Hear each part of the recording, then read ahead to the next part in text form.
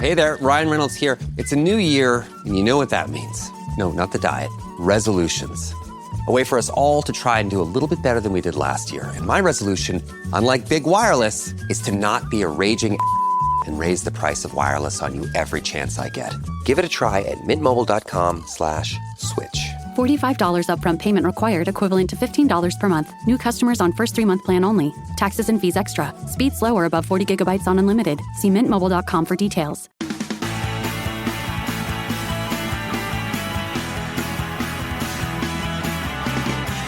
Well, good morning, good afternoon, good evening, dear listener, dear viewer. We are here for a special, depending on what platform you're on, Erith Town TV exclusive or Dockers Debate exclusive interview with centre-back extraordinaire, as he likes to be called. It's Calum McGeehan. How are we, Calum? I'm very well, yourself? You're waiting for it, aren't you? Yeah, I'm good, yeah. Tag 2 this was, where we mentioned Calum having a quick pit stop at Beckenham after winning the treble. Just a short one. Yeah, they say the grass is greener. I'm not saying anything else. Anyway, Calum, good to have you on the show, mate. How are you? Good, thank you. Very good.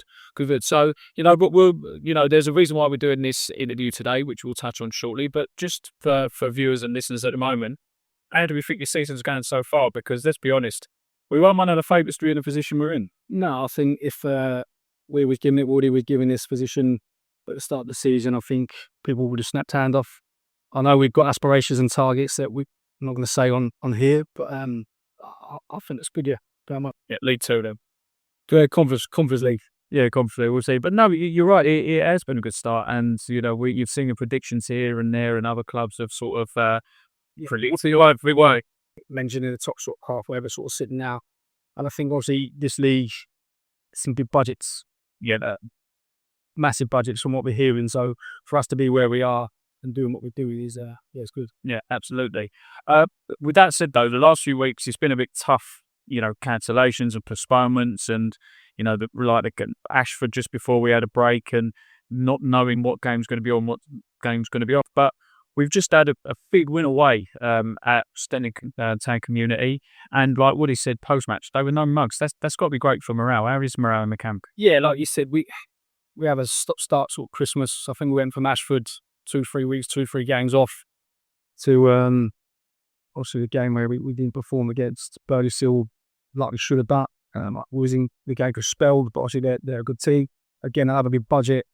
But it's going well. Yeah, it's going well. And that's the thing, and it's one of those things where I've compared it to cities. It sounded like trying to go too far. A bit like that year, like Leicester won the league, where you just got keep you just got to keep doing. You don't fancy you to be there, so all you can do is keep going. Like you mentioned, staying in, it's a good result. I know they're bottom, but teams will go down there and will come unstuck, especially on a Tuesday night. It's not the greatest of journeys if you're sort of. It's not Bajul on the Saturday. Right, yeah, exactly that. So anyone could be anyone that day. That's the thing about this league. So you have got to be on your game each week. So. Yeah. And talking about anyone being in on their day, this weekend season's facing off with Ramsgate. We obviously went down there, went 1-0 up. They obviously pulled it back, very hard nil, but also they're a good side. It has. But as you say, there's a lot of pressure on Ramsgate to perform because they're being chased by Margate. This is an horrible place to come, and as you say, anyone on there, they can beat anyone. Yeah, obviously going to Ramsgate, not many teams can go down there and win. No. And when you are down to 10 men, 3-1 down at half time, it's not an enjoyable 45 minutes or 50 minutes, whatever it goes for.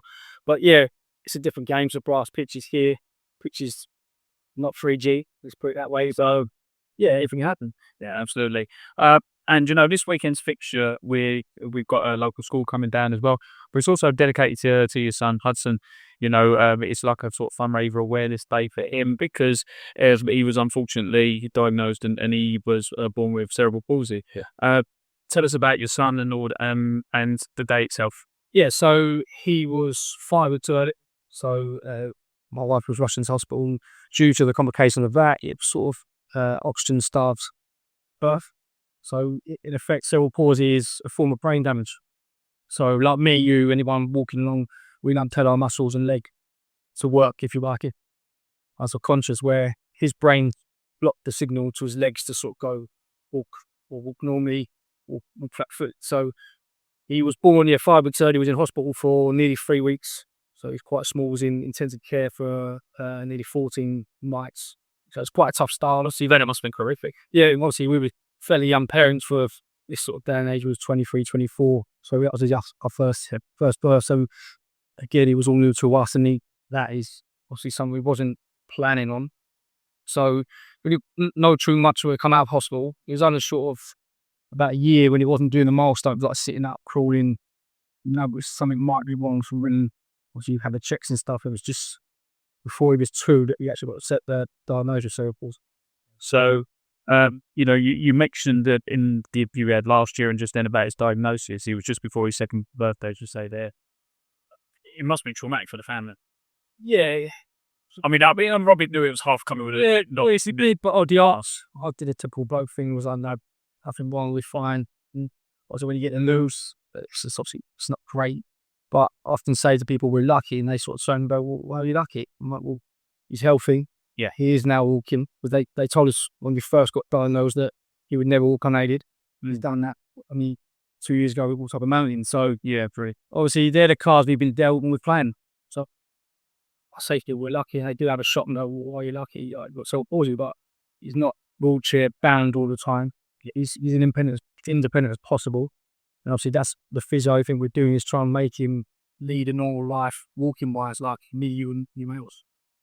I mean, like going back to it from what we discussed before, you said in February 2020, he qualified for, as you called it, like life-changing SDR surgery. After SDR surgery, what exactly was the surgery, and how has that helped, help him with his life and improve it? Yeah, so see, we qualified after my wife sort of badgered a lot of people high up in Great on the Street. So without her on the phone's emails, I don't think we'd have got quite as far as you did. So I was lucky to have a mum like her, first and foremost, and she had paid to say no.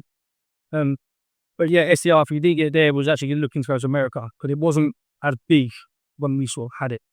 And to get the SDR to qualify, you had to have, I think it was about 25 to 30,000 pounds in the bank for rehab after. Yeah. Because if you don't have that in place, the surgery's wasted.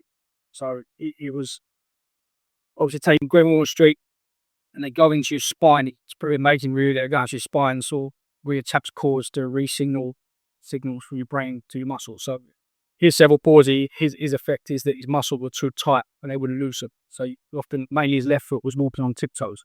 The surgery went through his back, and he was in hospital for 3 weeks, and basically, re-signals and loosens muscles with the rehab of physio to try and get foot walking, the gait right, sort of thing. Yeah. So it's massive, a massive impact. But before, his balance was really affected. He was always on his tiptoes. Obviously, that just relaxed anything. So with that physio muscle memory, he's sort of walking semi-normal, if you like. As you can say, really, but yeah, a lot better. Because obviously, when you walk on your toes, it affects your hips, it affects your whole sort of roll as well. Yeah. And that leads to more complications later on in life, like hip replacement, knee replacement, through that. So we call it early, he's doing a physio, so hopefully such really doesn't get to that point later on in life. So I mean, what changing? No, excellent, and it sounds like it's for the better. This isn't one that's on like this, but how long was the recovery for something like that? And I tell you what, like you were saying about, like, he was being born early and he's had this. What a kid to go through all that already, you know. I often say he makes it easier for us as parents, because he's so resilient. It's not affecting, really not affecting. He makes it easy for us to sort of crack on with him, helping. I think if he wasn't as resilient and so positive about it, it might be a lot more of a challenge. But I was like to say, he went up a mountain. So it was 4.5 hours to walk up a mountain. We was told he'd never really walk unaided. So the fact he does things like that is obviously unbelievable. Yeah. So yeah, it's no challenge that you're not going to take on. No, I mean, I was just going to say, like you're always really cheerful when we see it at the games. Yeah, as an happy lad. Going back to the rehab, it was a long process, but obviously we had the surgery. That's 3 weeks in a sort of apartment opposite Great on the Street. So me and my wife were swapping days and working around work and my other son. So he's in and out doing obviously swim pool, things like that. But then obviously COVID. So we got home, and I think the week after we got home from hospital, COVID coming, lockdown coming. Yeah, of course. So yeah, whereas we going to do face-to-face physio, there's almost everything shut down on literally everything. How was that? Because some parents, they struggle like homeschooling in the nicest way. You've got this you've had this operation, or you've had this these treatments and these physios and these reps, and without trying to like go into too much things and bring back bad memories for other people, like anyone who had any kind of condition was potentially affected by it. You must have been terrified. or not to have up to a degree. You must feel you might get affected by this. It's sort of a day was like, what we're going to do? Because he's literally just had the surgery, life-changing surgery. You need to be doing certain amount of physio hours a week, and we've got nothing. So, yeah, obviously, like, going back to my wife, she's pretty amazing with things like that. So she's on the farm, we've got a treadmill, we've got all the equipment. We was doing the physio ourselves. So luckily, the weather was good, so we've got a garden of fake grass we have there doing it. And we were doing it with iPads and FaceTime for the physios. Yeah, so we were doing a lot of it ourselves, just relaying their instructions to Hudson doing it. But I'm a bit of a pushover, so when he says I'm tired, I was like, well, I paid over so, but there, I'm like, no, keep going. So she really drove it during that time off. So yeah, it was a tough period. But yeah, we got through it. So, but again, that's because of him, the way he is. Yeah, and things like that. I mean, in the nicest way, again, lockdowns were particularly nice for some people, and obviously some people were affected by the disease itself and stuff like that. But this has only must have brought you together stronger as a family, sure. Yeah, because then obviously Jesse's joining the physio. They're all doing the physio, and also we're both teachers, so we're both trying to do the online lessons at the same time as well as then doing the learning from schools and the physio. So we were juggling quite a lot. Yeah, no, absolutely. I mean, how important? Because again, this weekend's game is like an awareness, and we're going to do like a little collection on that kind of thing. But just how important is raising awareness of this for not just Hudson, but for everyone who's got it, and to help people with that condition? Yeah, I think it's massive because it's before obviously you bit by each other thing. Unless someone in your family or hits you firsthand, so we didn't know anything about it. So we always done hours of research, and the more you sort of awareness is, the more people actually contact him, like to Claire, to his sort of Instagram page. But like I say, off camera, the NHS only goes so far. And the stuff they do provide is sort of basic. So it costs us anywhere sort of between £12,000 and £15,000 a year for his physio, his equipment to keep him going. Because obviously he has to keep doing the physio because his muscle memory doesn't stay. So he has to keep 3-4 times a week. There's a physio goes into a school. Half term he goes into a gym. We go to Southend. We've gone to Freddie Farmer Foundation at start. It's got all this sort of specialist machinery that really helps. But with the game movement, the walking and muscle memory. So yeah, it is key to raise awareness, and hopefully through this, if someone's listening, they want to reach out. Obviously, hopefully you can tag Hudson's page. Yeah, my wife, she spoke to loads of people who reached out on Facebook, Instagram, who are just going through it, starting their own journey. So if we can help anyone through this as well, then by all means, please contact us. I was going to say, do you because with that, this opportunity interview with you and Hudson, there's some things that happened with me and my children over the years where PR5 people message me like, oh, what's this?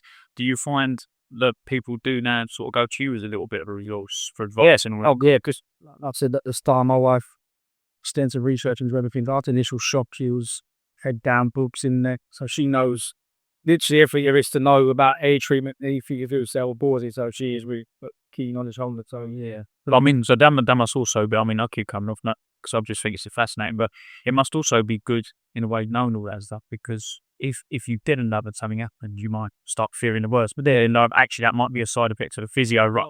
I in the backwards say, "Could you here?" Yeah, definitely. Yeah. Oh, excellent. Well done, there. Well done, listening here. So, well, finally, just as we go on, what's your message for those who've contributed so far and know they're going to be in attendance at the weekend? Just anyone who wants to know more or where to get help and all that. Just a massive thank you. Is obviously, as a man, it's quite hard to ask for people's money, but we're blessed with great family and friends who always very around us, and things like this as well. It doesn't go unnoticed with my wife and my son. He buzzing to come each Saturday and walk out as well.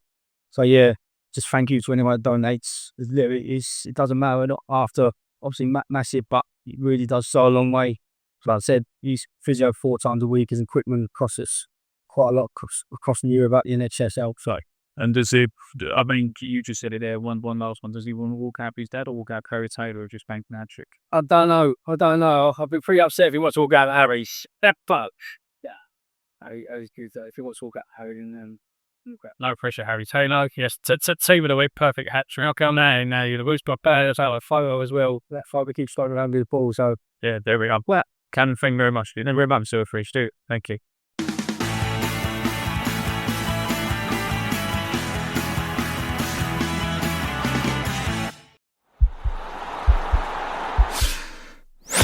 This podcast is part of the Sports Social Podcast Network.